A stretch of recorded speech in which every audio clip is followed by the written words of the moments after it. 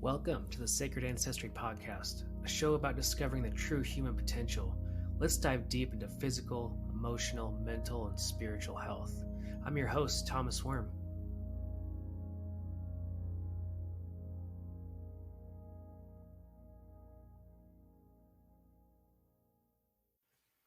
Writing a book isn't about the actual book, because there's going to be those obstacles that try and derail you from the actual writing.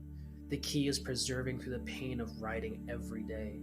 The book begins to highlight your emotional deep core wounds in a way that makes you want to quit writing, right?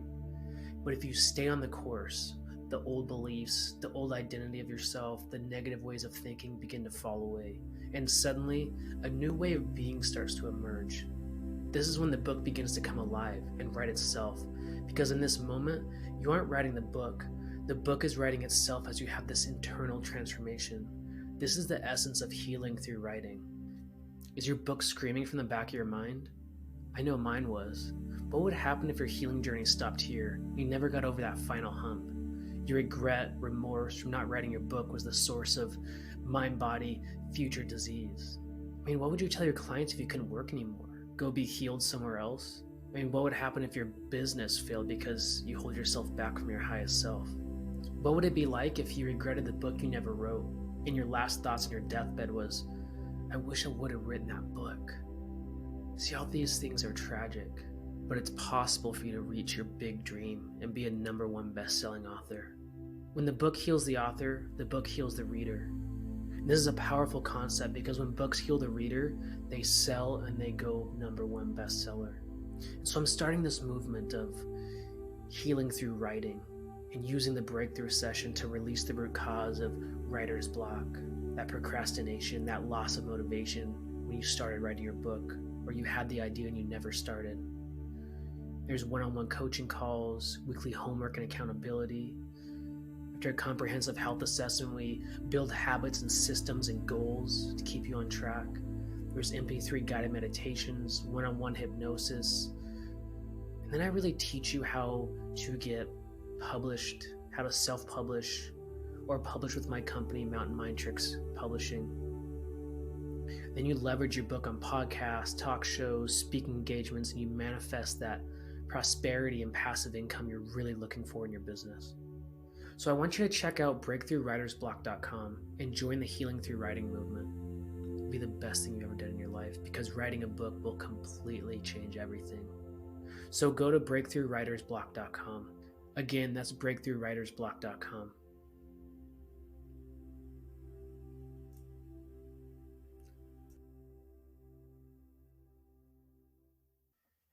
I'm so excited for my guest today, Daniel Ide. He's a Biofield tuning practitioner, a master practitioner in NLP, hypnosis, and mental emotional release, and a RAD certified substance abuse treatment mental health technician. And just so excited for Daniel. He's an amazing person, amazing writer, and we're going to talk about sound healing, and we're actually going to have a live sound healing session here today. So it's just going to be an amazing episode. So Daniel, could you introduce yourself and kind of let us know how did you get into sound healing, and what was that journey like? Yeah, absolutely. Thank you, Thomas, for having me. Well, sound healing was born out of my own desire to heal my own body and my own mental and emotional crisis. And I had been a trained musician, performed professionally for years back on the East Coast, Boston and New York, and in my own kind of rebirthing of myself in my late 30s and early 40s. I started looking at different ways of using sound to work with my mental and emotional and spiritual awakening process. And it started out as doing drum circles, which I have to admit I was a bit snobby about at first. I didn't really see the real power of it. But as I got more and more into it, started to go to powwows and learn more about indigenous peoples, first peoples, processes of using sound for working in sacred ceremony. It just started to speak to me, and needing something from myself, I started to look more and more into it, attend different gatherings of musicians that were more spiritually inclined. Of course, one thing led to another, and I found myself looking at instrumentation from different parts of the world, from India, from Africa, from other portions of Asia and South America, and really just became my own self, initiated ethnomusicologist, looking into all the healing ways that sound could work in my life. Oh, that's amazing, Daniel. And can you explain to us like how does sound actually heal the body, heal the mind, heal the spirit even? I mean, I think I have a good idea, but I would love to hear from a practitioner on how exactly is like the sound waves, is it the energy, like what's happening and how does this work? Yeah, on a superficial level, music and sound just makes us feel good. Anything that provides a harmonic frequency that just basically comforts us, that right away is very relaxing, very enjoyable, and that's part of what makes us heal is being rested and well cared for. Um, the science of it is actually unfolding on a daily basis, which is really exciting. 20 years ago, there was a lot of, more esoteric references to sound potentially being helpful, going back to using music in hospital and doctors, waiting rooms as helping the patients to relax before going into their treatments. And then they discovered there was much more going on than just it's a nice feeling. And they found that through frequency and vibration, there is actually something called the law of entrainment, where the higher value or the more harmonious coherency was literally, balancing other incoherencies or disharmonious vibrations. And so the one would overwhelm the other and really pull the out of tune into tune. And of course, like I said, this is an unfolding kind of science, and every day new discoveries are being made. Sound is less on the periphery as kind of an indulgence, but now it's looking more and more like it's a legitimate science for aiding the body, the mind, and of course the spirit in creating healing. And Oh, that's amazing. So I'm curious on, have you ever heard of a Rife machine? yes, I have. And I'm curious if this sound, these frequencies are not that we're tuning into a virus or anything, but if the same idea applies that maybe these healing frequencies are matching something in the body and helping it kind of move or dissipate or things like that. Is that what's happening? Yes, it is. It's the law of resonant frequencies. And so when you activate what they call a coherency or a harmonic, it'll activate the similar or self same sound within. I've heard you more than once reference that one tuning fork will activate another tuning fork just by resonant frequency. And this is true within our human bodies. And now we're learning that our neurology is responding to a similar frequency and vibration, which is subsonic. It's actually going on beneath our hearing spectrum. It's happening at the quantum level or the photonic level, or sometimes you hear the words energy used. That there's actually a frequency and vibration, and it's energetic. And we are still, as a species, developing the tools and the techniques for identifying and measuring these frequencies. We're still in the infancy in the understanding of it. Although I can say from the teachings of others going back hundreds and sometimes thousands of years, there was an understanding of sound, frequency, and vibration from our ancestors, and some of them our ancient ancestors, which was superior in knowledge and understanding than what we're exhibiting today. So we really are in the process of remembering ancient technologies. Oh, it's such an amazing time to be alive, isn't it? And yeah, it's just unbelievable because I think to me, I've always had this feeling or thought of like, because I'm always in fantasy or imagination and all these ancient civilizations, but it's like I wonder if they built the pyramids with sound waves, because that is actually a theory that's out there. So there's so much to that, to the sound.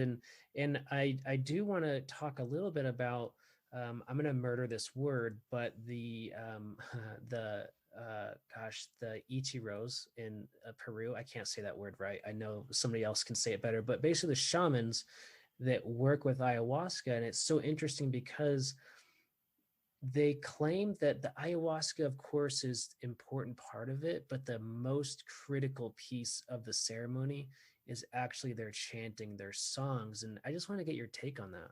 Oh, it's absolutely it's fascinating, and that there's a resurgence in plant medicine in sacred ceremony and the use of the sacred songs. It's just it's perfect. You know, it's we're returning to a much more organic process of healing ourselves. And yeah, and I have not experienced that healing ceremony, but I've read quite a bit about it, and I don't require any convincing. My heart is open, and I accept that there's definitely something in the frequency and vibration of the sacred words and the tones, and not just how they're sung, but when they're sung. The timing is actually really important. So the shaman who's literally singing and performing while the plant medicine is doing its thing, it's a wonderful orchestration of sound and space and sacred ceremony. The ancient Sanskrit teachings also have very similar definition of mantra and prayer at specific times to create specific effects. And they too have documented ceremonies that use horns and frequency and vibration to levitate and move very large bodies of dense mass, like stones in the construction of sacred pyramids. It's so interesting. You tie this back to Sanskrit in India. And what's so amazing is when I was in Nepal, I remember walking through Kathmandu, and all the shop owners would have their incense burning. And it's not like incense you get in the States. Like this is the real stuff that's just, it's so intoxicating. The smell is just like it changes your whole vibration. And then maybe every like 5 or 10 shops there'd be somebody playing Buddhist monks chanting.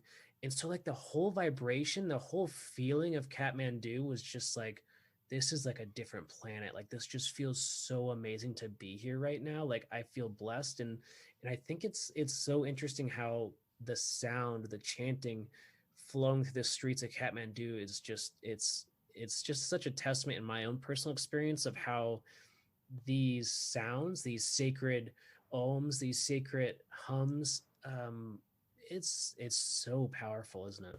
Absolutely, and I too have walked the streets of Kathmandu, and I'll say honestly, I was in a type of shock and awe the whole time I was there, because every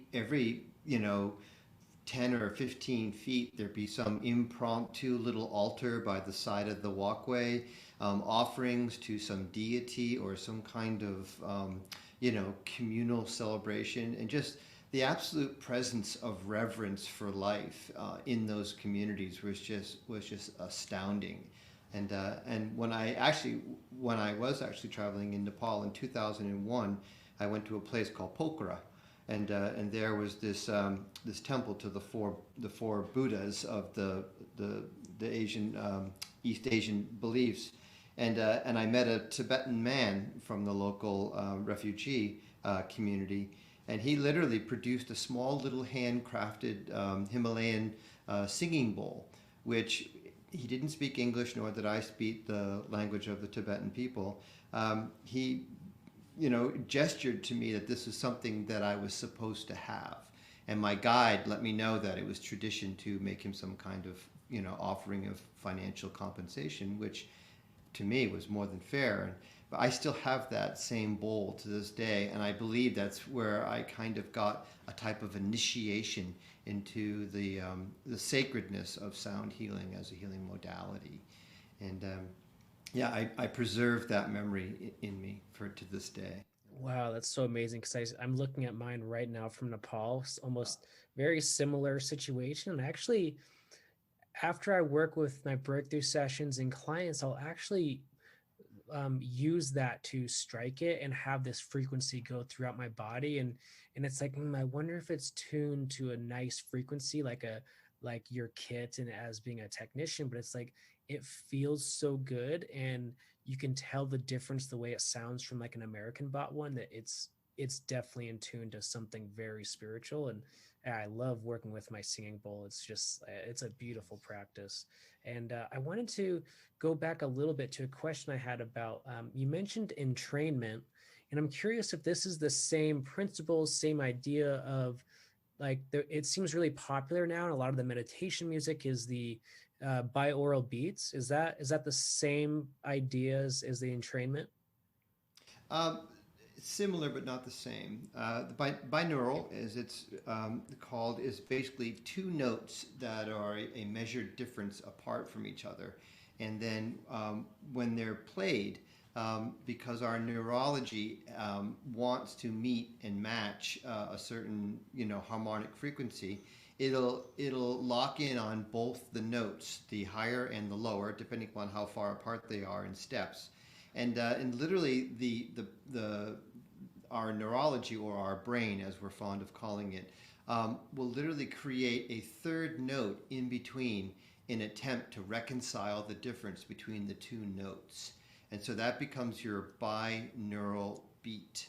And the beat being that pulsation, or literally that hallucinated sound in between.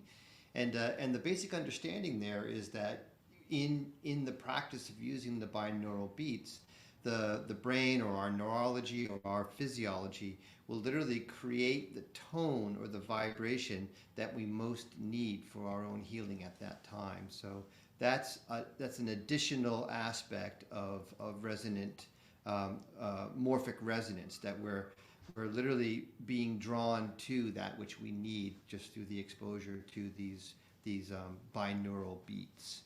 Wow. Yeah, and I have to admit, my understanding is still unfolding. I follow some people like Karen Newell, and the what's called the I'm gonna draw a blank. It's a group she works with in Virginia, and they are using pure science to measure and document all of this. And the basic understanding is that the sounds can be directed towards specific healing. And she works with her partner, her life partner, Dr. Eben Alexander, who's a near-death experiencer, who, once returning from a very intense near-death experience brought on by a coma, he had sounds in his head that he couldn't identify with. And through the binaural beats, he began to get a reproduction of those ethereal sounds that he experienced during his 7-day long coma that he was in from, yeah. Oh, that's So, so interesting, isn't it?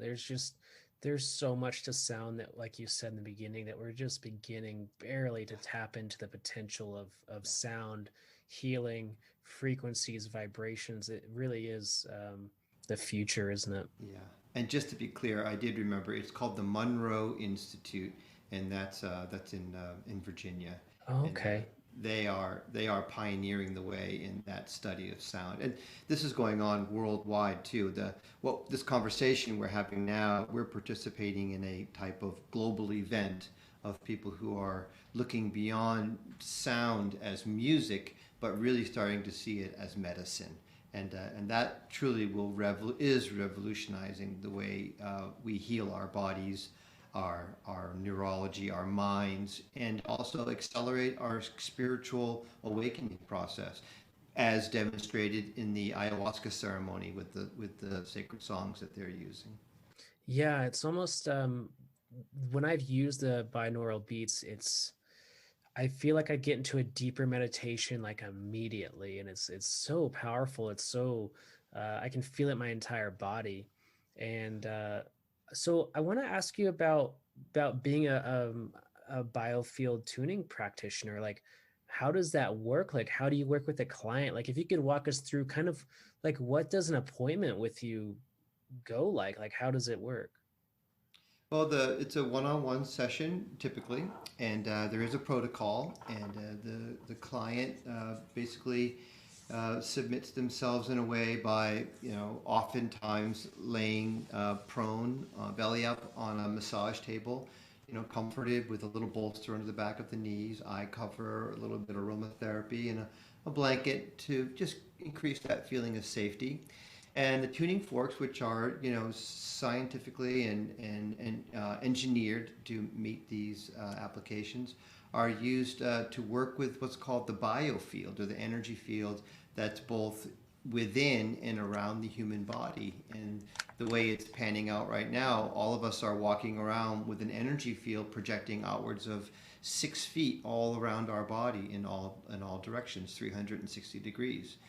And so the tuning forks are both a measuring device for listening, and they're also a sending and receiving device for both sending harmonic frequencies towards the energy field or into the energy field of the client, but also pulling away or restoring some more incoherent or dissonant tones that may be stuck within the energy field, which we often refer to as having memory. Much the way water has memory, our energy fields also have memory. And so the session runs anywhere from 45 minutes to an hour and 15 minutes, and it starts at the feet, runs through the crown of the head. A pendulum is used as a device for discerning any kind of frequencies and vibrations, and then, of course, step by step, the practitioner works with the assortment of tuning forks that are at their disposal in working with that client's energy field. Many times, I like to have an open conversation with the client if it's appropriate, and they are providing feedback about what they're feeling, what they're experiencing. There's this investigation of what's called the timeline, which begins most often from birth and running up through the present day. The more denser energies being at the present day, and the more open and manipulable energies are towards birth, first 7 years of life. I like to work in cycles of sevens, so I see those as developmental patterns within our human psyche. And the clients respond exceedingly well to this application. It's amazing what comes up. And the tuning forks don't lie. It's fascinating. You can go in with one intention, and the tuning forks and the client's energy, if you're paying attention, will guide you towards what they really need the most. It's amazing how it works. I'm stopping just short of saying it's miraculous, but it's miraculous. Yeah, it really is. And so are the tuning forks going like touching the body at all? Are you really like at above the body, or like where are the tuning forks in this process? It's both. There are what's called weighted tuning forks, which you don't hear in openly, but when you put the stem of the tuning fork while it's vibrating, the weighted ones on the body, you feel the vibration right into your body. So there is definitely tuning forks around the body, and there's also tuning forks that are applied to the body, and both provide a certain application which is appropriate at the time. There's even these little attachments that they're called boots, and they go on the stem of the tuning fork, and it just increases the area of contact, so that when you take two tuning forks, some that are identical, and they both have boots, and you place one on one shoulder and one on the other, and they're both vibrating, the charge of frequency and vibration going back between the two tuning forks is very relaxing, very stimulating. I literally watch people's physiology just melt in front of my eyes, and I can tell, and they often let out some kind of coo or some kind of response like, oh, that feels wonderful. And many people present with physical anomalies, discomforts, but it's actually energetic stuff, and that physical discomfort is the symptom that's alerting them, and thus me, to the fact that there's some kind of stuck energy. So as you work with the body, as you work with the biofield, all of that physical noise starts to clear away, and then the underlying frequency and vibration starts to resolve all on its own. It's almost as if by identifying it, it loosens the knots and chains that are binding it to the physical form, and it just moves away all of its own accord. It's a beautiful process to watch. Wow. So is I'm curious on when we talk about trauma and mental health, or when people have traumas in their life, and me and as master practitioners, or we believe that there's stuck energy, right? And I think it's very similar in that world, but it seems like, is there like mental health benefits to this? Is there clearing, is there releasing through this process for people? Yeah, absolutely. And the sound is a great facilitator for helping anyone just to relax. Most of our anxieties and depressions and PTSDs and trauma, they present as incoherencies or dissonances. And in the presence of these pure tones, harmonic frequencies, and for a prolonged period, let's say an hour meditation, we see physiological changes in clients from start to finish, which are amazing. Client will present with a heaviness in their facial expression. They'll be hunched over. Their shoulders will be pinching. And just through a little bit of comforting, laying out on a yoga mat, blankets, eye covers, aromatherapy, a good 45 minutes to an hour of sound through the protocol that we provide in these sound healing meditations, in these detox houses, in these mental health house recovery homes. They get tremendous relaxation and relief, and you can see it in their facial expressions. You can see it in their behavior. Their willingness to speak openly changes radically just in that 1 hour's application. And of course, we show up in most cases on a scheduled weekly basis. So many of these clients are getting, weekly applications for an hour at a time, and we see them from sometimes 6 to upwards of maybe, gosh, some of them 20, 30 weeks. And they get this regular application. It's just amazing how they respond to it. Wow.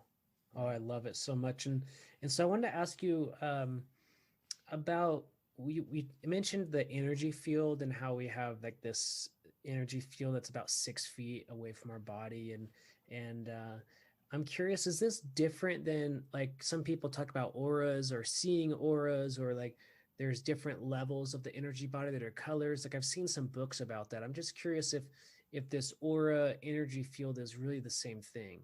Yeah, it really is. And what we've been evolving through is the language by which we describe it and how we talk about it. And since it's something too that not too long ago we were basically forbidden to speak about, there's a lot of demonization about such pathways of healing, that we're really actually coming out of a collective trauma about speaking of energy, speaking of healing through prayer and through mantra. It's in a way, it's the language will help us to give ourselves permission to participate freely. In We've been such a scientific community, especially in the Western world, for so long. We're really having to undo one way of looking at things and usher in a new way of speaking about them, giving ourselves permission to have a miracle in our lives, and not think that we're hallucinating, which is a type of judgment. To say to somebody, "Oh, you're just having a hallucination," it's like, well, so wasn't John of the Cross. And the idea is are not our visions, our inner visions, valid pathways to divine inspiration and divine interpretation? And the sound, in some way, is helping us to experience our inner selves as potentially creators and healers of ourselves and healers of the past. So Wow. trauma is lined right up in that regard, that it actually is stuck energy in our biofield. And through the use of sound, we are identifying and then gently coaxing this stuck energy not out of the energy field, but actually back in towards the center, and reusing it, repurposing it in such a way that it's no longer stuck energy, it's actually usable energy. And there's a type of efficiency within us that when we can identify, capture, and repurpose that traumatic energy, it no longer is a problem. It actually becomes purposeful. And to some extent, it becomes inspiring. Oh wow, that is so beautiful. I love that, and I'm it. Wow, I'm blown away by this. It's so beautiful, and so I'm curious on the like when you're working with somebody and you have the tuning fork in your hand, and forgive me if I get this wrong. I'm just imagining this of like you have the tuning fork and you're kind of moving it through their biofield to find things. Is the actual tuning fork changing sounds? Like, can you hear a difference when you hit a place that's stuck or where something needs to move or where you need to work on as the technician? Is there a sound that you're hearing there? Yes, absolutely. And not only are you hearing the difference in the sound of the tuning fork, but you're feeling a vibration coming right up your arm. And then the third element is actually the practitioner's own intuition. So we learn to listen not just to the physical sound and the vibration which is coming physically through the arm, but there's actually a more of a energetic element where my own personal intuition gets activated by the combination of sound, frequency, and vibration, where I just know things. And this is not a special gift. This is actually something that everyone can do. It's just that, once again, through a long history of distrusting our instincts, we've been terribly out of practice in learning how to listen to our own instincts and how to respond to them. And so, as a practitioner using the tuning forks, at first, I have to admit, I wasn't listening very well to my gut. I was just listening to the sound. Because don't forget, I'm a trained musician. So I was always listening to pitch and frequency and duration, and as a trained musician. But as a healer, I had to learn to listen with my spirit and my soul, and also my own inner neurology, which was feeling and sensing things that aren't quite yet measurable by our modern scientific standards. Wow. Oh, I love this so much. This is just so beautiful and amazing. Everything we're talking about is so right up my alley. God, I love this stuff. So I think I'm feeling pretty ready for a sound healing session. I don't know about you. Is there any questions that we didn't hit, or what are you feeling like? I'm absolutely happy to share with you. Oftentimes my partner Yumi and I, we talk about how sound healing is completely incomprehensible until you've actually experienced it. We say it's like swimming in the ocean. Uh, the words are insignificant until you've actually gotten into the water. And Yeah. so we have set up our studio next door, and we're prepared to do a 20-minute sound healing session. And the idea is you're sampling some of the instruments in an arranged pattern that definitely will give you a very responsible sampling of the sound healing session.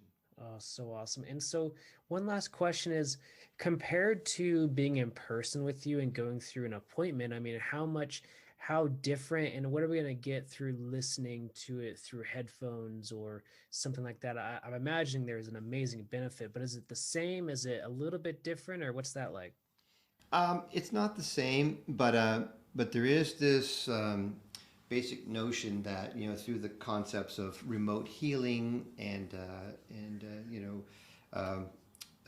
distance healing, you are getting the benefits of it, but it's much more enjoyable when you're in the presence of it because we are a five senses species, possibly six, and so we enjoy touch, we enjoy sound, we enjoy visual and auditory. Gustatory. Everything is delightful to our physical form. So when we can have that pure,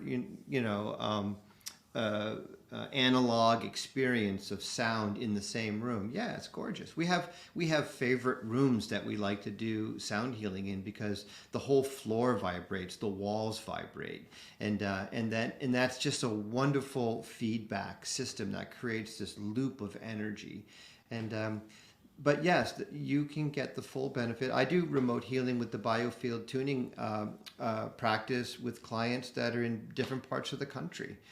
We use both cell phones, and I've even done sessions with clients where there's no audio. It's all holographic. It's just conducted at the same time. And there's science to support this. And of course, when you speak to a client and tell you how wonderful that was, that's pretty validating. As far as things go. So yes, you will get a great degree of benefit from just listening, but being in the presence of a sound healing session is really a luxurious experience. Wow. Yeah, I love it. And so, yeah, I think we're going to take a break here so you can get set up. I'm going to take a little break here and I'll be waiting for whatever you need.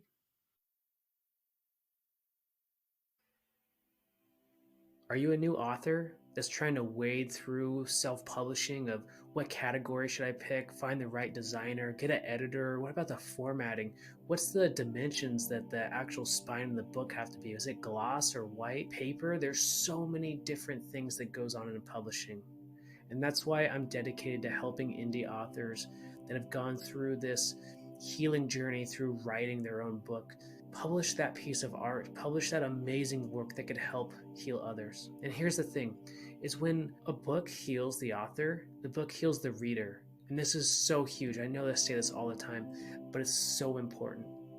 And and I want to help the world make a huge impact by spreading more books that heal the reader. So if this sounds like you, I want you to go to mountainmindtricks.com/publishing. Again, that's mountainmindtricks.com/publishing. And if you're wading through, should I publish on Amazon? What about Ingram Spark? How do I get my book into bookstores? What should I do to even launch a book? How do I get on podcasts? There's so many things that go into publishing. And again, that's why I'm here for you. I want to publish your book. So if this sounds like you, go to mountainmindtricks.com/publishing. Again, mountainmindtricks.com/publishing.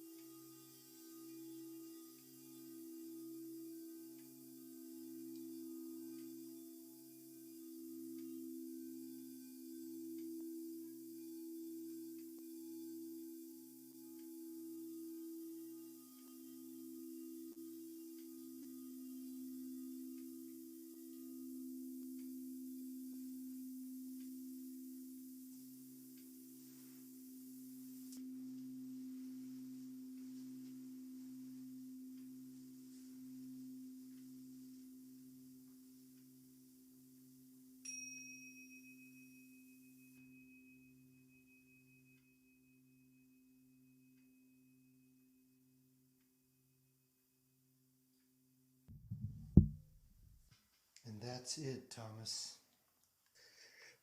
Wow, man, I totally melted into my chair. Awesome.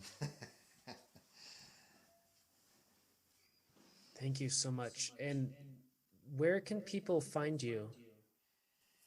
Well, right now we're working locally in Orange County. We predominantly are in the recovery community, but we have a website that we invite people to go to. It's called hummingbird.soundhealers.com. And we've just been using that as a calling card to help educate people and to kind of get the message out there about the power and the beauty of sound healing. One of our ambitions for this year, 2021, is to do more outside of our local, community. So actually being able to do this podcast with you is right on schedule. We're going to be practicing using technology to our advantage, do more broadcasting, get a YouTube channel going. But, there'll be some learning curve stuff there, moving out of the analog experience, which is pure organic sound, in the presence of other human beings, to using digital technology to, broadcast over the internet. So right now, we're just spreading the word, one tincture at a time. I love it, man.